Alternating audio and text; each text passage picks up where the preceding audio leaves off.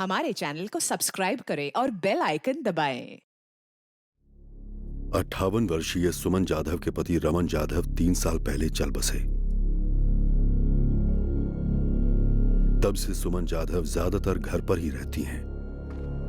उनका बेटा रवि जाधव जो ओवरसीज जॉब पर था 3 साल पहले पुणे शिफ्ट हुआ है अपनी मां के साथ रहने और पुणे के एक बैंक में जॉब कर रहा है।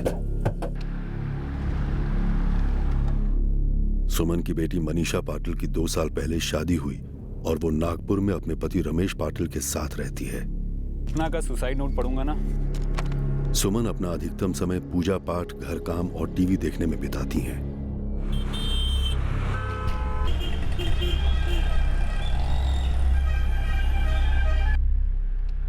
जुलाई 2017 रवि रोज की तरह शाम 7:30 बजे दफ्तर से घर लौटा। उसने अपनी मां के साथ खाना खाया और रोज की तरह दिन भर के हालचाल की बातें भी हुई। वही नाज है। डिनर के बाद रोज की तरह रवि अपनी मां के साथ बैठकर टीवी देखता रहा। 10:30 बजे रवि अपने कमरे में चला गया और सुमन टीवी देखती रही। अगले दिन सुबह 7 जुलाई 2017 को सुमन के बेडरूम में सुमन की लाश पाई गई।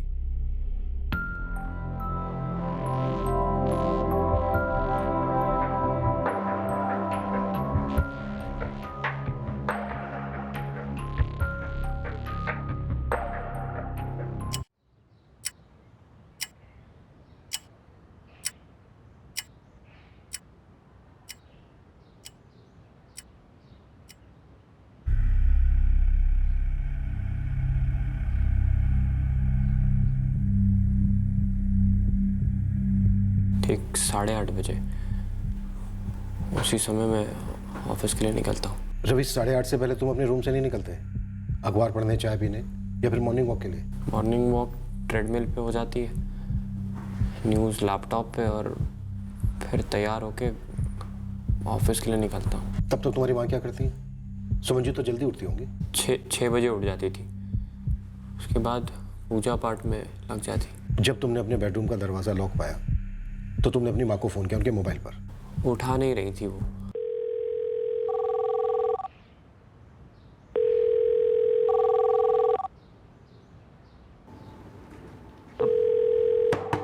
आई। ओ जी, हाँ आपका फोन है। हेलो हेलो कमल, मैं 201 से रवि जाधव बोल रहा हूँ। कहाँ है तू? मैं तो घर पे हूँ, तैयार हो रहा हूँ। बस 10 मिनट में हाजिर हो जाऊंगा ड्यूटी पर। यहाँ कुछ अजीब हो रहा है। मतलब मेरे रूम की कुंडी बाहर से बंद है। मैं आई को फोन लगा रहा हूँ, आवाज दे रहा हूँ, पर किसी भी चीज का जवाब नहीं आ रहा है। मैं पहुँचता हूँ 2 मिनट में। सुनना, मेरे बेडरूम की बैल्कनी के नीचे आ जा, मैं वहां पे तुझे घर की चाबी फेंकता हूँ।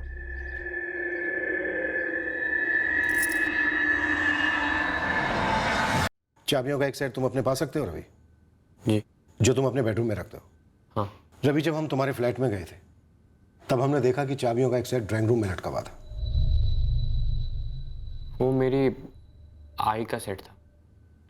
एक सेट मेरे पास रहता है मेरे लैपटॉप के बैग में, जो मैं तब यूज़ करता हूँ जब आई घर पे नहीं होती। कल रात आई घर पे थी और मेरा लैपटॉप का बैग मेरे पास, तो मेरी चाबियाँ मेरे पास थी रूम में। रवि भाऊ ने जब मुझे चाबी दी तो मैं लिफ्ट से झट से ऊपर आया और देखता हूँ तो ये दरवाज़ा पहले से खुला पड़ा था।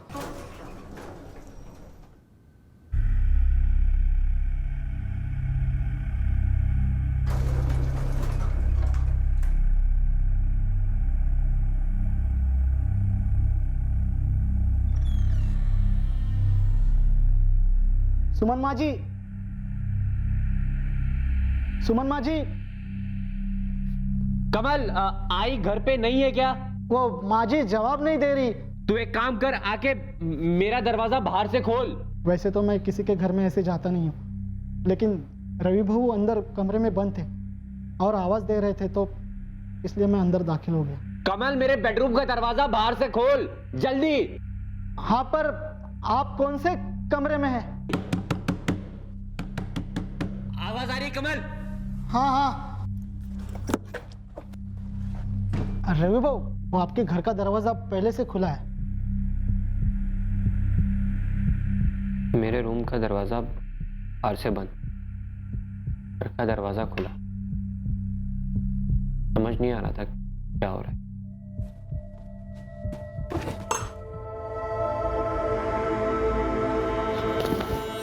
हाय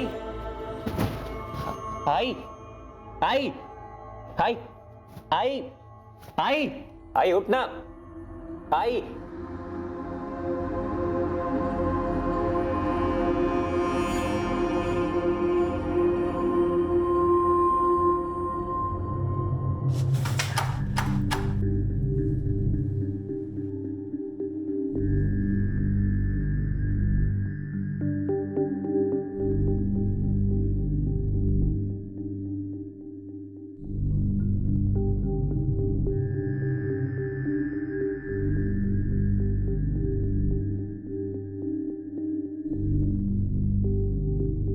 रवि, अपनी माँ की अलमारियाँ चेक कर लो।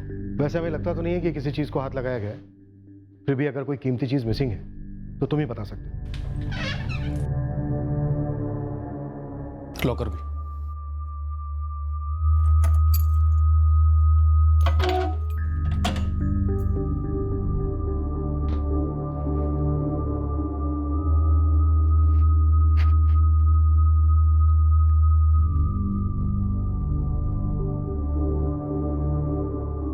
रवि, तुम्हारी माँ के पास एक ही फोन था? जी सर, ऐसा लग तो नहीं रहा कि कुछ चोरी हुआ है, और मेन डोर अंदर से खोला गया है, कोई बाहर से तोड़कर अंदर नहीं आया है। फोर्स एंट्री का कोई भी निशान नहीं। जी नहीं, हमारे यहाँ कोई मेहमान नहीं आने वाला था। रवि, कुछ बाहर से ऑर्डर किया था? खाना, दवाइयाँ या ऑनलाइन कोई चीज? मैं अकेला वॉचमैन हूँ इस बिल्डिंग का। यही पंप रूम के बाजू वाली खोली में रहता हूँ घरवाली के साथ। लेकिन कल रात को कोई नहीं आया था सब 201 में जाने के लिए। आप दोनों सुमन जाधव के पड़ोसी हैं। कल रात आप लोगों ने कोई अजीब आवाज़ नहीं सुनी? नहीं सर, कोई अजीब आवाज़ नहीं सुनाई दी सर। शालिनी जी, आपके यहाँ रोज़ाना दूध वाला, अंडे वाला, पेपर वाला, ये सब लोग आते होंगे? जी बिल्कुल आते हैं सर, सब आते हैं। और ज़्यादा फैमिली में? एक नौकरानी तक नहीं, सब काम खुद सुमन जी करती थी। एक किस्म की परफेक्शनिस्ट थी आई। उन्हें हर काम परफेक्ट चाहिए था, इसीलिए घर के नौकरों पे भरोसा नहीं करती थी। दूध तो एक ऐसी चीज़ है पूरी दुनिया घर पर ही मंगवाती है। दुनिया से थोड़ी अलग थी मेरी आई। डेयरी पर जाना, सही बैच का पैकेट लेना, डेट चेक करना, सब मायने रखता था उनके लिए। बैरागी तो नहीं, लेकिन एक तरीके से सुमन जी को एकांत पसंद था। ना किसी से कोई बातचीत, ना किसी से कुछ लेना देना, अपने में ही रहती थी वो। हमारी कॉलोनी की एनुअल डे में भी नहीं आती थी, घर में ही रहती थी सर। सुमन जी का बेटा रवि भी कुछ ऐसा ही है सर, सिर्फ काम पर आना जाना। किसी ने हेलो बोल दिया तो जवाब में सर हिला देगा, वरना नहीं। माँ बेटे के बीच आपस में कोई अनबन, प्रॉपर्टी का कोई चक्कर, या रवि की कोई गर्लफ्रेंड? सर, अभी उनके पर्सनल लाइफ के बारे में हम थोड़ी ना कुछ बोल सकते हैं। घर से भी कभी कोई झगड़े की आवाज़ नहीं सुनाई दी, लेकिन सर धीमी आवाज़ में भी तो लोग लड़ सकते हैं ना। रवि, तुम गहरी नींद सोते हो? नहीं, ज़्यादा हैवी नहीं। तुमने कहा कि तुम अपने बेडरूम का दरवाजा अंदर से बंद नहीं करते। आधा बंद करता हूँ। आई देर रात तक बाहर टीवी देखती थी तो एक बार टीवी से डिस्टर्ब होता था। लेकिन रवि, तुम्हारे बेडरूम का दरवाजा पूरा बंद किया गया, बाहर से कुंडी लगाई गई, तुमने कुछ नहीं सुना? नहीं। तुम्हारी माँ को गला दबाकर मार डाला गया, स्ट्रगल हुआ होगा, आवाजें भी हुई होंगी शायद। और मैंने तो नहीं सुनी सर। और तुम हैवी नहीं सोते। रवि, तुम्हारी सिस्टर मनीषा पाटिल नागपुर से कब तक आ रही हैं? आज शाम या कल सुबह तक आ जाएंगे। यहाँ कोई तुम्हारा रिश्तेदार या दोस्त है जहाँ तुम 2-4 दिन रुक सकते हो? क्यों सर? हमें तुम्हारा घर सील करना होगा, फॉरेंसिक डिपार्टमेंट को हैंडओवर करना होगा।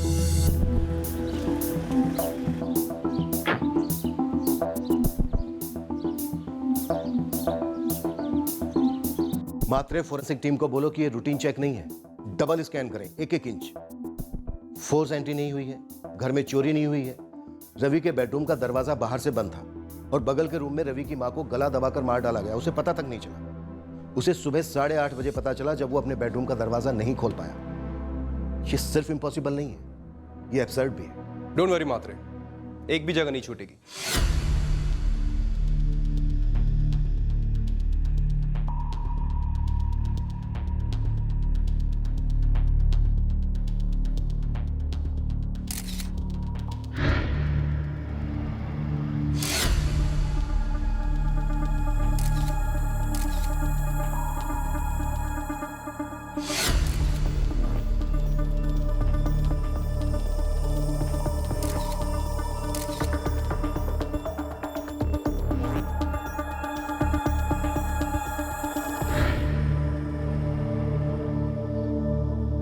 रात के 12:30 से 1:30 बजे के बीच में मर्डर हुआ है। विक्टिम का गला दबाया गया था, दम घुटने से मौत हुई है। इनके पेट में अनडाइजेस्टेड फूड मिला। बॉडी में से किसी किस्म की नींद की गोली के ट्रेसेस नहीं मिली हैं। कत्ल इतनी खामोशी से हुआ है कि जस्ट नेक्स्ट रूम में सो रहे विक्टिम के बेटे रवि ने भी कुछ नहीं सुना। अजीब है।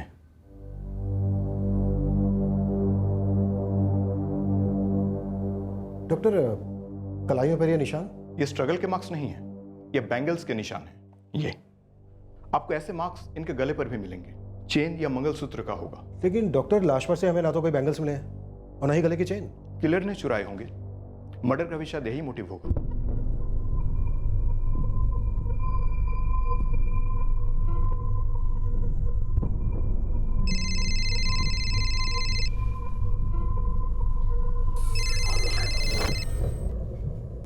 Yes sir. तुम्हारी माँ गहने पहनती थी? हाँ, मतलब बेसिक से। रोज? मेरा मतलब कल रात को भी पहने होंगे? हाँ, बैंगल्स और गले में चेन हमेशा ही रहता था। सर आप सही कह रहे थे। आई के दोनों हाथों में एक एक कंगन और गले में चेन थी जो गायब है। रवि, तुम्हारे पास तुम्हारी आई की कोई ऐसी फोटो है जिसमें उन्होंने ये गहने पहने हो? फैमिली एल्बम में होनी चाहिए।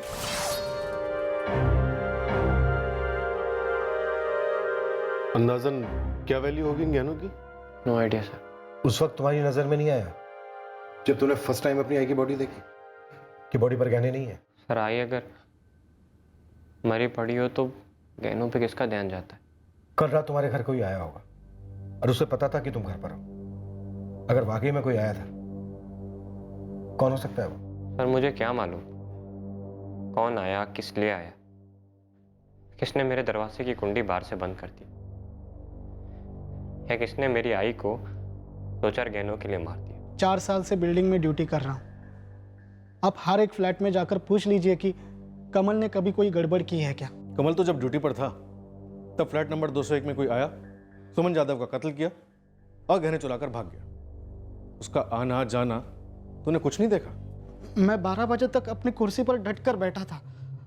तब तक ना कोई बाहर से अंदर आया ना अंदर से बाहर गया।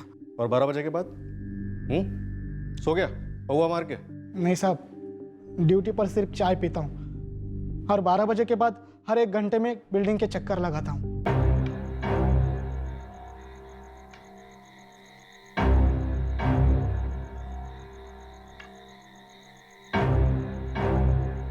कत्ल 12:30 से 1:30 बजे के बीच में हुआ। तब चक्कर लगाते हुए तूने कोई भी आवाज़ नहीं सुनी? सुना होता तो जाकर तुरंत देखता ना साहब। और रवि भाऊ तो खुद घर पर ही थे। जब उन्होंने कुछ नहीं सुना तो बाहर कोई कैसे सुनेगा? रवि ने जब अपनी माँ की लाश देखी तो वहीं था ना? जी। वो वाकई में चौंका था या फिर चौंकने की एक्टिंग कर रहा था? बताया तो मैंने, वो भी चौंके थे और मैं भी चौंका था। जी हाँ, हमने मल्टीपल फिंगरप्रिंट सैंपल्स कलेक्ट किए हैं क्राइम सीन से।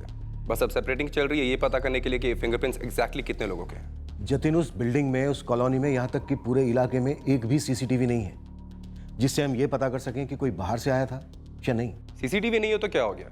हम आपको बताएंगे फिंगरप्रिंट से कि क्राइम सीन पे एग्जैक्टली कितने लोग थे। वैसे मैंने विक्टिम सुमन जाधव की बॉडी के ऊपर से भी फिंगरप्रिंट्स कलेक्ट किए हैं।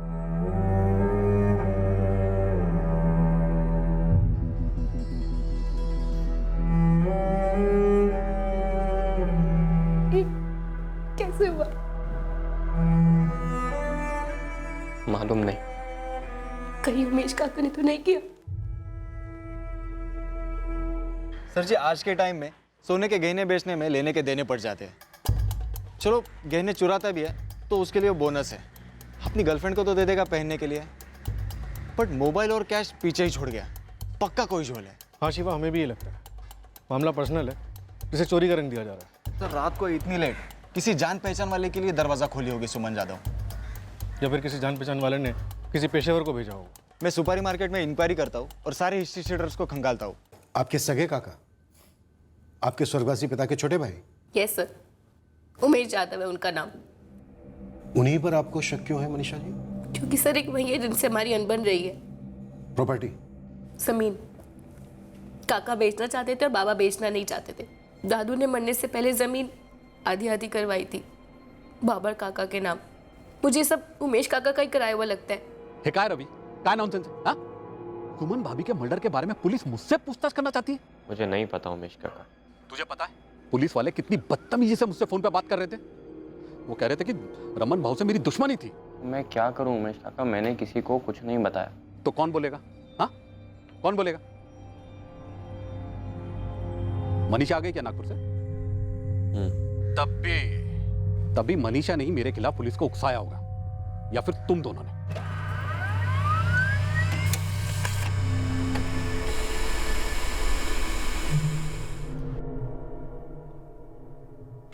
पहले ये बताइए कि ये जमीन की बात उठाई किसने? उमेश जी, जमीन का मसला था या नहीं था? कोई एक घर ऐसा बताइए जहां पे मसले नहीं हुआ करते, कभी पैसे तो कभी कुछ और। लेकिन मर्डर का आरोप? सुमन जाधव मेरे सगे भाऊ की पत्नी थी, मंजे माजी वही नहीं। फिर भी आप ना रवि से मिलने गए, ना अपनी भाभी की डेड बॉडी देखने गए, ना ही कोई मदद करने। सुमन भाभी की मौत की खबर सुनते ही मैं वहां रवि से मिलने गया था। घर सील था, इसलिए मैंने वहीं से रवि को कॉल किया और उसके किसी दोस्त विवेक के घर जाकर उसे मिला भी। या क्या बातें कर रहे हैं? हम जमीन की लड़ाई की बात कर रहे थे। हाँ, जमीन की लड़ाई थी। मैं जमीन बेचना चाहता था और मुझे उसके अच्छे खासे पैसे भी मिल रहे थे, लेकिन रमन भाऊ उसके लिए एनओसी नहीं दे रहे थे, वो भी 3 साल पहले जब वो गुजर गए तब आपने पूरी जमीन पर कब्जा कर लिया। कब्जा? मेरी बाकायदा मनीषा और रवि के साथ डील हुई थी। जमीन बेचने के बाद जो पैसे मिले उसका बराबर 50% हिस्सा उन लोग को दे दिया गया। एक मिनट, जमीन 3 साल पहले बिक चुकी है। देखा, आधी अधूरी खबर दी गई है आपको। उमेश जी, मुझे उस जमीन की सेल डीड दिखाएंगे? आपको मेरी बातों पर भरोसा नहीं? उमेश जी, मर्डर केस की इन्वेस्टिगेशन में भरोसा बातों पर नहीं, सबूतों पर किया जाता है। सर, रवि यादव के फोन रिकॉर्ड्स में किसी भी पेशेवर का नंबर फीचर नहीं हुआ। मर्डर वाली रात उसने ना कोई सस्पिशियस कॉल किया और ना ही उसे कोई ऐसा कॉल आया। सुमन यादव के रिकॉर्ड्स ऑलमोस्ट ब्लैंक सर। हफ्ते में एक आध बार उसकी अपनी बेटी मनीषा पाटिल से बात होती थी। ये मनीषा पाटिल नागपुर से आके सीधे सीधे अपने काका उमेश यादव पर आरोप लगाने लगी। पर सच कहूं तो इसमें कोई वजन है ही नहीं। पर मनीषा ने ऐसा आरोप क्यों लगाया? सर, हो सकता है वो हमारा ध्यान मुद्दे से भटकाना चाहती हो।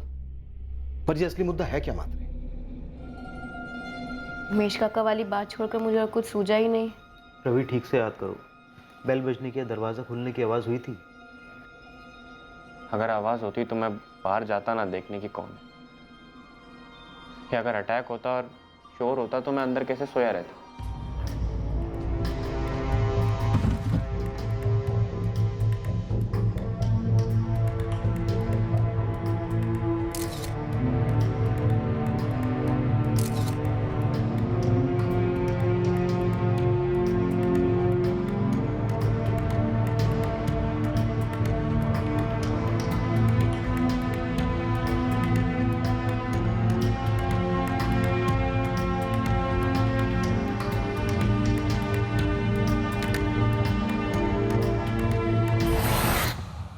सर, रवि का खुद अकेले करना थोड़ा मुश्किल लगता है।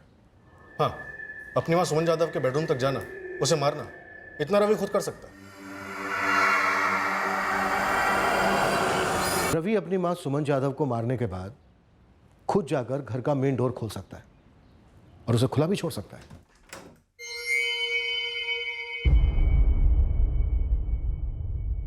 रवि वॉचमैन कमल को सुबह फोन करता है, उसे अपने घर की चाबी देता है।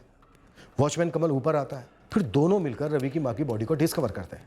ये सब कुछ पॉसिबल है, सिवाय एक बात के। रवि को अपने बेडरूम को बाहर से लॉक कर। एग्जैक्टली, ये इम्पॉसिबल है। देखो, मान के चलते हैं कि रवि अपनी मां सुमन यादव का मर्डर करता है, उसके बाद मेन डोर को खुला छोड़ देता है, फिर अपने बेडरूम का दरवाजा बाहर से लॉक करता है। फिर रवि अपनी मां सुमन यादव के रूम यानी कि इस रूम में एंटर करता है और फिर इस रूम की इस खिड़की से बाहर जाता है और फिर रवि यहां बाहर से अपने रूम की खिड़की के जरिए अपने रूम में दाखिल होता है। सर, रवि के रूम की खिड़की के बाहर ग्रिल लगी हुई है जो कि ओपनेबल है, ग्रिल पर ताला लगा हुआ है। जाहिर सी बात है रवि के पास इस ताले की चाबी होगी। तो जब मर्डर करने के बाद रवि अपने रूम में दाखिल होता है तो उससे पहले उसने इस ग्रिल को ताला लगा दिया होगा। सर, सुमन यादव के रूम में जब हम लोग गए तो उसकी खिड़की में अंदर से कड़ी लगी हुई।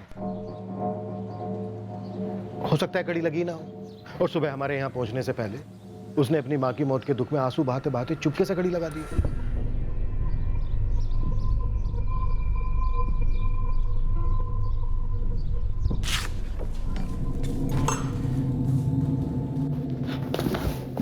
आई आई लेकिन मुझे याद नहीं है कि रवि भाऊ ने जाकर सुमन माँ जी के कमरे की खिड़की की कड़ी लगाई हो।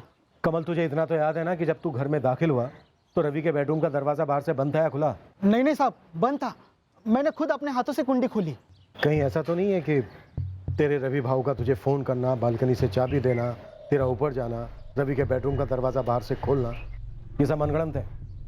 कि तेरे और तेरे रवि भाऊ की मिलीभगत तो नहीं है?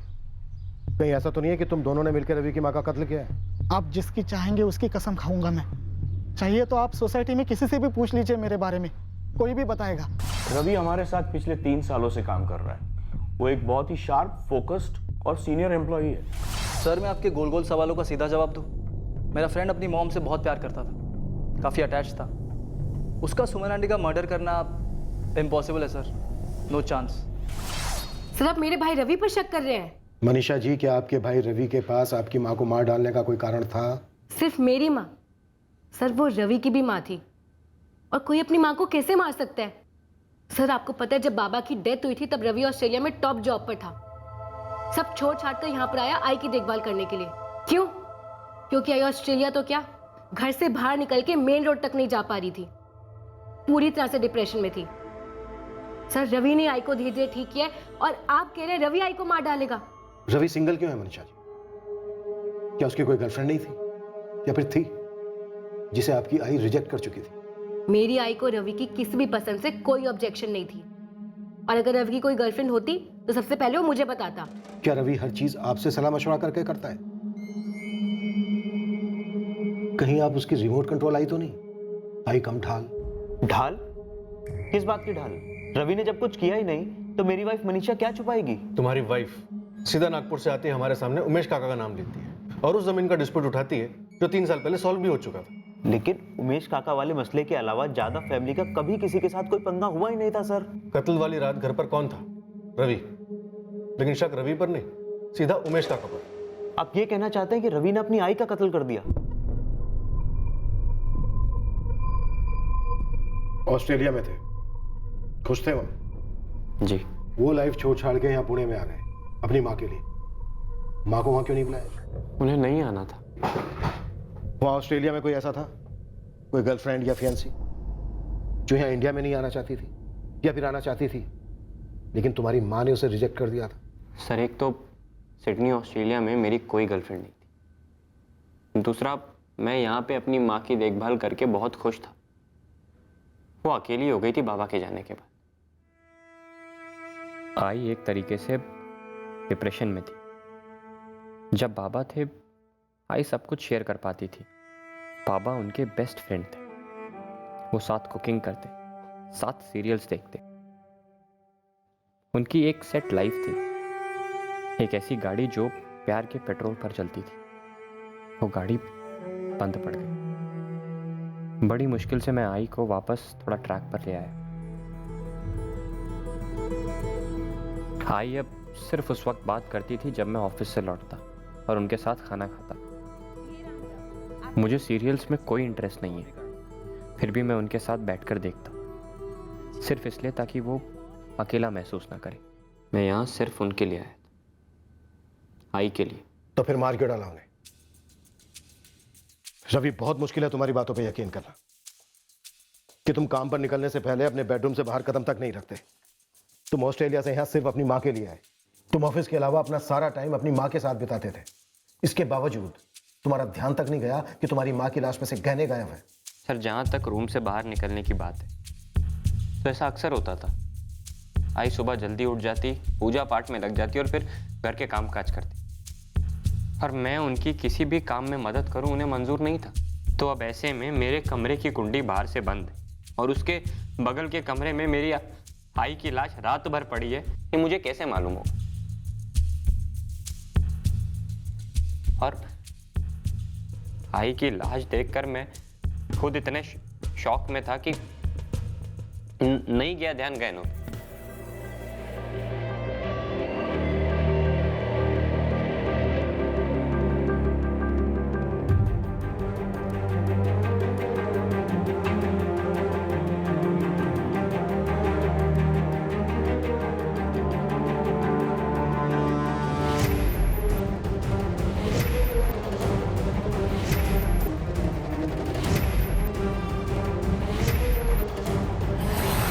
रवि यादव के फिंगरप्रिंट्स और वॉचमैन कमल मिस्त्री के फिंगरप्रिंट्स घर के कुछ एरियाज में मैच कर रहे हैं। रवि तो घर में था ही, और उस दिन सुबह वॉचमैन कमल भी घर में गया था, तो इनके प्रिंट्स तो मिलने ही थे, और जाहिर सी बात है सुमन यादव के प्रिंट्स भी होंगे ही।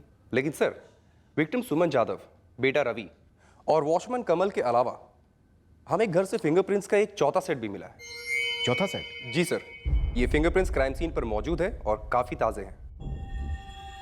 सर, इस चौथे शख्स के फिंगरप्रिंट्स यहां पॉइंट 10 पे है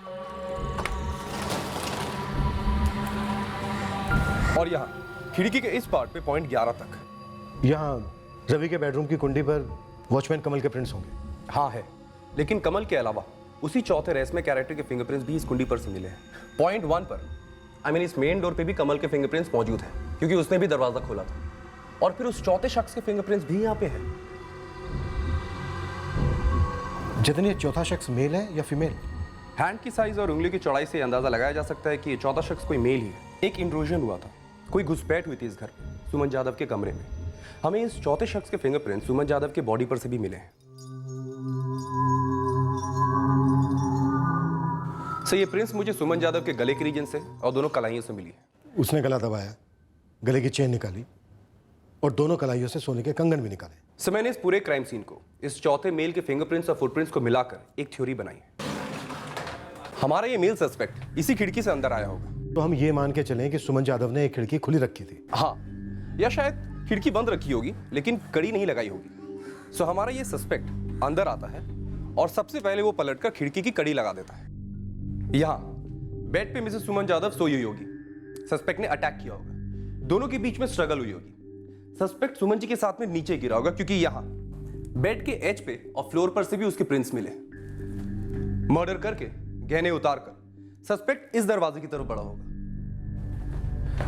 अब ये रवि के बेडरूम का डोर, यहां 3 पॉसिबिलिटीज है सर। एक तो ये कि सस्पेक्ट सुमन यादव के कमरे में एंटर होते ही सबसे पहले यहां आया होगा।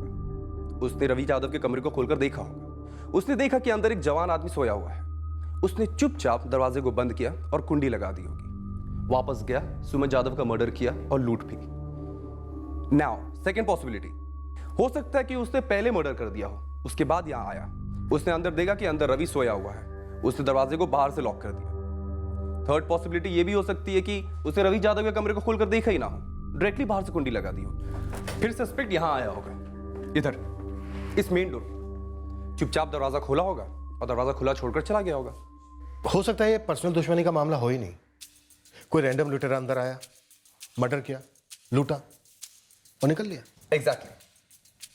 लेकिन सर, अगर सिर्फ लूट का ही मामला होता तो फिर पर्स में इतना कैश क्यों छोड़ दिया, मोबाइल क्यों छोड़ दिया? मैं तो पूरे बिल्डिंग के चक्कर लगाता हूँ साहब। लगता तेरे चक्कर की टाइमिंग के बारे में उसे ऑलरेडी पता था और उतने में ही उसने अपना चक्कर चला दिया। सर, इस अज्ञात रैंडम लुटेरे की थ्योरी में मैं कुछ और इन्फॉर्मेशन देना चाहता हूँ। सर, जैसे कि ये शख्स हमारा मेल सस्पेक्ट, पूरी पॉसिबिलिटी है कि ये सोसाइटी के निचले तबके से है। कोई कचरा उठाने वाला या कंस्ट्रक्शन में काम करने वाला, कोई ऐसा जिसका लगातार कचरे से कांटेक्ट होता रहता है और जो शायद काफ़ी लंबे समय तक नहा नहीं पाता है या शायद नहाता ही नहीं है।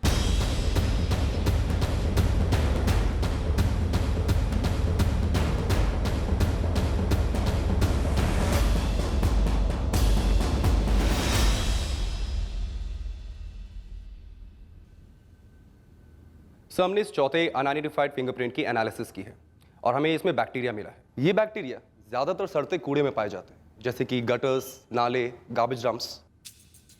मात्र अब अचानक से हमारी सस्पेक्ट लिस्ट बहुत बढ़ गई है। ये या तो कोई सुपारी हत्यारा हो सकता है जो किसी कूड़ेदान के कांटेक्ट में आया हो, या फिर कोई ड्रग एडिक्ट जैसा हो सकता है जिसने इत्तेफाक से सुमन यादव के फ्लैट को निशाना बनाया। सर, रवि के खिलाफ कोई कॉन्क्रीट प्रूफ नहीं है। मुझे लगता है हमें इस रैंडम लूट और मर्डर के एंगल को ही फॉलो करना चाहिए।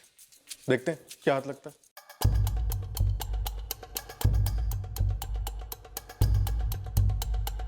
सुमन यादव मर्डर केस की तहकीकात की दिशा अब बदल गई। फिंगरप्रिंट एनालिसिस के आधार पर अज्ञात संदिग्ध खूनी की प्रोफाइल रेडी हुई और तलाश शुरू हुई।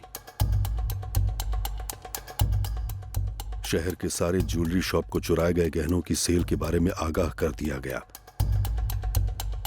पर ऐसी कोई सेल की खबर सामने नहीं आई।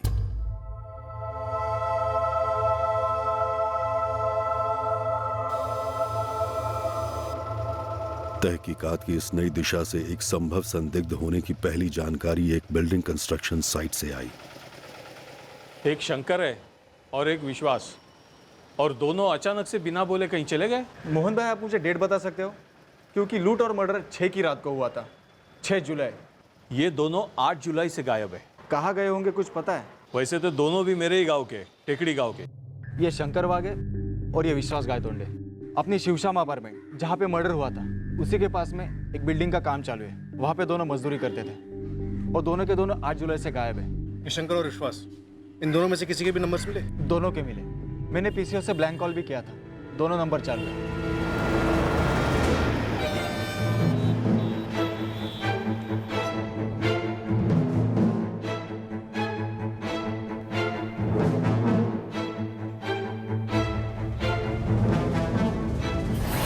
हम दोनों लौट आए थे साहब, क्योंकि बहुत झंझट वाला काम था। गलत। तुम लोगों ने शिवश्याम अपार्टमेंट में सुमन यादव नाम की औरत का मर्डर किया, उसके गहने चुराए और भागकर वापस यहाँ आ गए। नहीं साहब, मैं ऐसा कुछ नहीं किया साहब, आई शपथ साहब। तुमने नहीं किया तो फिर और किसने किया? विश्वास ने? अरे साहब, मैंने कुछ चुराया नहीं तो बेचूंगा कहाँ? साहब सुनो ना, मेरे को काय को लेके जा रहे हो साहब?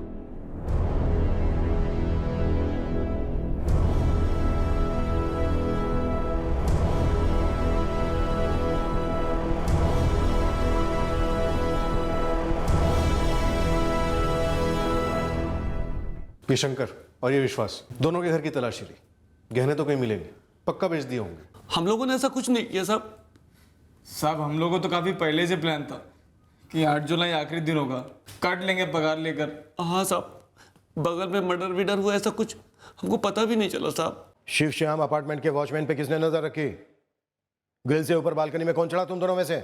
साहब, शिवश्याम अपार्टमेंट की तरफ तो हम गए भी नहीं साहब।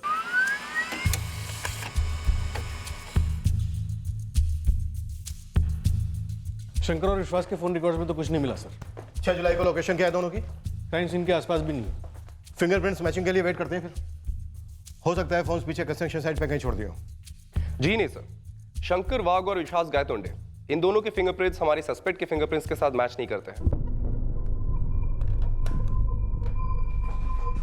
अब तक गहनों के सेल की खबर पुणे में से कहीं से भी नहीं आई है। सर, हो सकता है पुणे में बेचा ही ना गया हो, कहीं और जाकर बेचा गया, या फिर यहाँ का कोई जोरी चुप बैठा हो, या फिर झूठ बोल रहा हो। आज की डेट में कोई जोरी 2 कंगन और एक चेन के लिए इतना बड़ा रिस्क तो नहीं लेगा।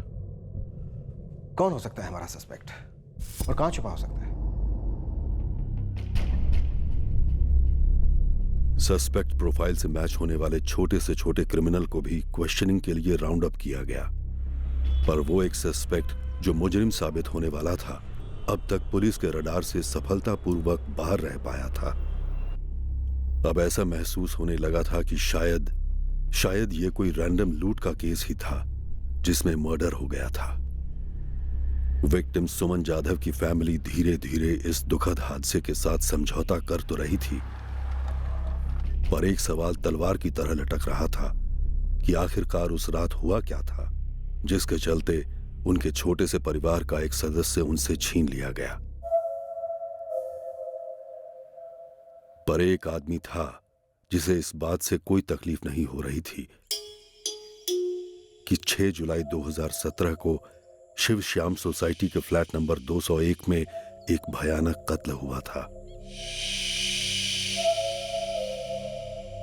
बाला सामंत नाम है उसका। ये बाला वहाँ के मजदूरों के झोपड़ियों में जाकर 2-3 बार चोरी करते हुए पकड़ा गया। ये कहाँ मिलेगा? उसका कुछ फिक्स नहीं है।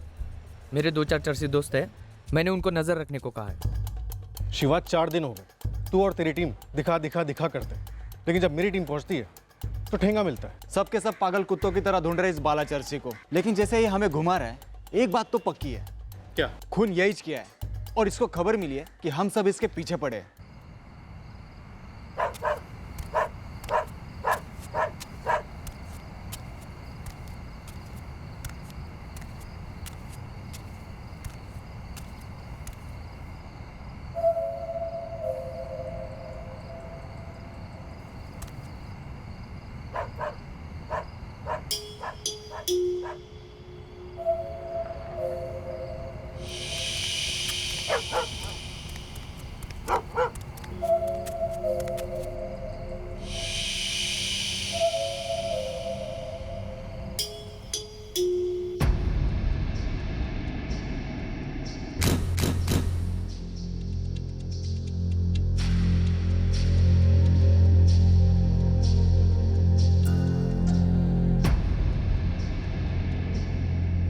इस बाला सावंत के फिंगरप्रिंट्स मैच कर गए। यही है आपका मुजरिम।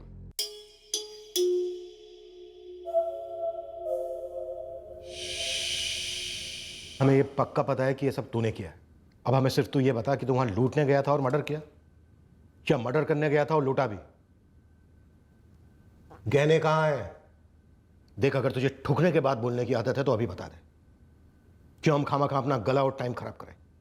साहब वो माँ जी उठ गई, वरना उसका मर्डर नहीं होता था साहब। साहब मैंने आज तक कभी किसी का मर्डर नहीं किया है साहब। तो सिर्फ लूटने गया था वहां? साहब मैं हर जगह सिर्फ लूट नहीं जाता हूँ। आज तक कभी किसी का मर्डर नहीं किया साहब मैंने। ये बस हो गया साहब। और ऐसे कितने घरों में घुसा है पहले लूटने? बहुत सारे। लूट का माल कहाँ बेचते हो? कोई गैंग है? नहीं, मैं सबसे पहले अशोक भाऊ को देता हूँ, फिर अशोक भाऊ संतोष भाऊ को देते हैं, फिर संतोष भाऊ आगे बेच देते हैं और मुझे कमीशन भी देते हैं। ये अशोक और संतोष कौन है? कहाँ मिलेंगे?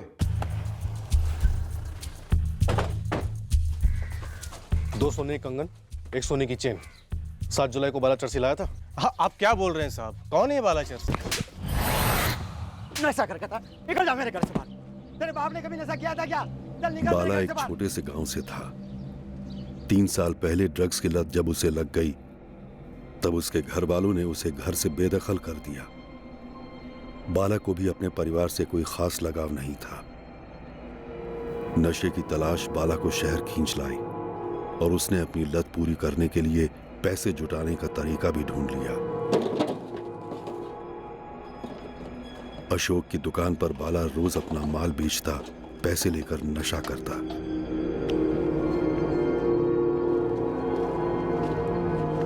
अशोक भाऊ, पर अशोक को बाला के हुनर की समझ पड़ गई।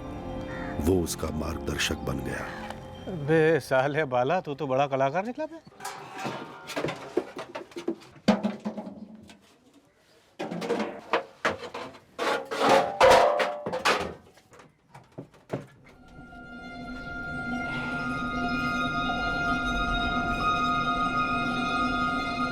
ये इस माल में असली कमाई। देख बाला, मेरा एक जोड़ीदार है संतोष नाम का। वो ऐसे माल को पुणे के बाहर ले जाके बेचता है। लेकिन अशोक भाऊ ये बहुत मुश्किल है। एक तो औरत लोगों के बटवे नहीं होते, ऊपर से सारे गहने अपने बदन पर लेकर घूमती है। बहुत रिक्स है अशोक भाऊ। रिक्स है तो यहाँ नोट भी तो है। और देख, वैसे भी औरतें पूरे टाइम गहने नहीं पहनती, रात को उतार के रखती है बिस्तर के पास।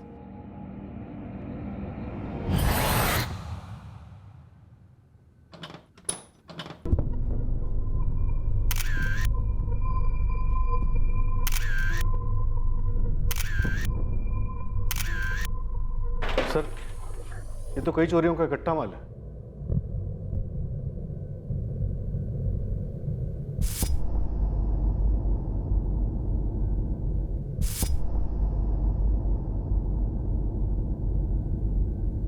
इस बाला ने बताया था तुझे किसने एक औरत का मर्डर भी किया है? ये बात मुझे नहीं मालूम, लेकिन साहब पक्का वो वही औरत थी। इससे क्या फर्क पड़ता है कि कौन सी औरत की जान गई? जान तो जान होती है या नहीं होती है? हाँ साहब, होता है। लेकिन साहब, इससे पहले बाला ने कभी कोई मर्डर नहीं किया। मतलब हमने ऐसा कभी कुछ किया नहीं साहब। बड़ा तरस आ रहा है तुझे बाड़ा पर। चल, तुम दोनों अलग नहीं होगे। जो चार्ज इस पे लगेगा वही तुझ पे लगेगा। एक जैसी सजा होगी। कसम से मैंने नहीं बोला इसको मर्डर करने के लिए। तो ये सजा मैं क्यों भुगतूं? आप चाहे तो माल बेचने का चार्ज मुझ पे लगाइए, लेकिन मारने का नहीं। मारने का इस चर्सी बाला पे लगाइए। साहब, उस रात मैं ऐसे ही तुक्का लगा रहा था कि कौन सा घर लूटूं। पहले 2-3 घर में ट्राई मारा, लेकिन लोग जगे हुए थे तो फिर जमा नहीं। बाकी का इलाका भरा हुआ था, लोग आ जा रहे थे। यह बिल्डिंग एकदम सुनसान थी। ऊपर से पीछे के बाजू में जंगल भी पड़ता था। मतलब चढ़ते वक्त कोई मेरे को देख लेगा इसका खतरा भी नहीं था। तो मैं घुस गया।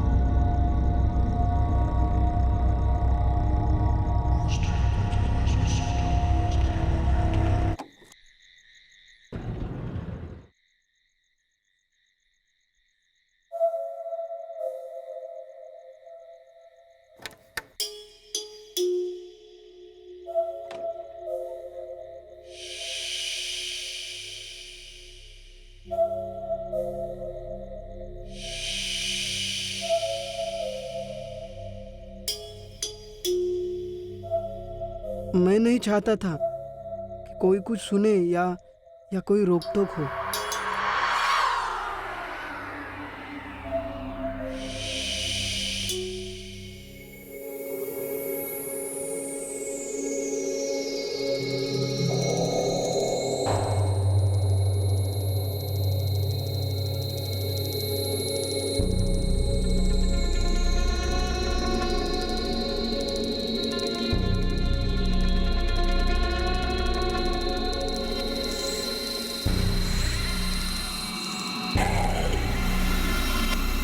साहब वो माँ जी उठी नहीं होती तो मैं उन्हें कभी नहीं मारता साहब, सच में कभी नहीं मारता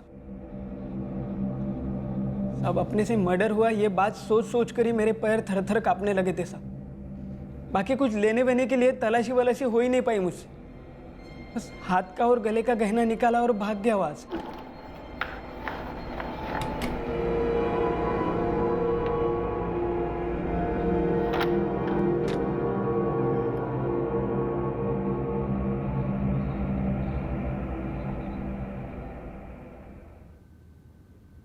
बाड़ा का गुरु अशोक बाग रेडी की दुकान चलाता है। इनका एक तीसरा साथी है संतोष नामदेव, जो ज्वेलरी पुणे के बाहर बेचता था। ज्वेलरी मिल जाएगी तुम्हें, एप्लीकेशन फाइल करनी होगी कोर्ट में बतौर एविडेंस पेश होने के बाद। बाबा के जाने के बाद आई कोई ज्वेलरी नहीं पहनती थी। मैंने और ताई ने फोर्स किया कि कम से कम ये चेन और कंगन तो पहन ले। ये मेरे बाबा ने बनवाए थे आई के लिए उनकी शादी के बाद। सिर्फ उस सेट के लिए? हाँ रवि, एक चेन और 2 कंगन बस। गले की चेन उसने निकाल ली थी और हाथ के कंगन निकालने गया तो आई उठ गई। उठ गई तो मार डाला, वो भी गला दबाकर, सिर्फ एक चेन और 2 कंगन के लिए।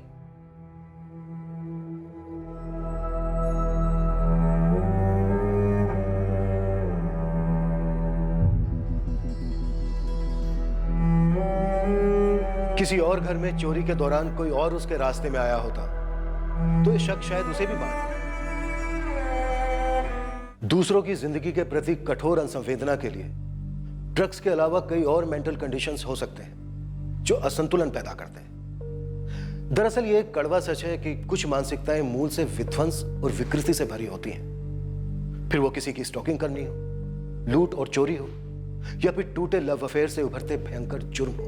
ऐसी मानसिकता वाले लोग सामने वाले की जिंदगी में भयंकर हाहाकार मचा देते हैं और विक्टिम को टूटने वाले कहर की भनक तक नहीं होती। ऐसे जुर्मों का इलाज सख्त कानून द्वारा होता है, पर ऐसे मुजरिमों का इलाज परिवार, समाज और सरकार की सामूहिक जिम्मेदारी है, खासकर ऐसे केसेस में जहां वो शख्स खुद से इलाज नहीं कराने वाला।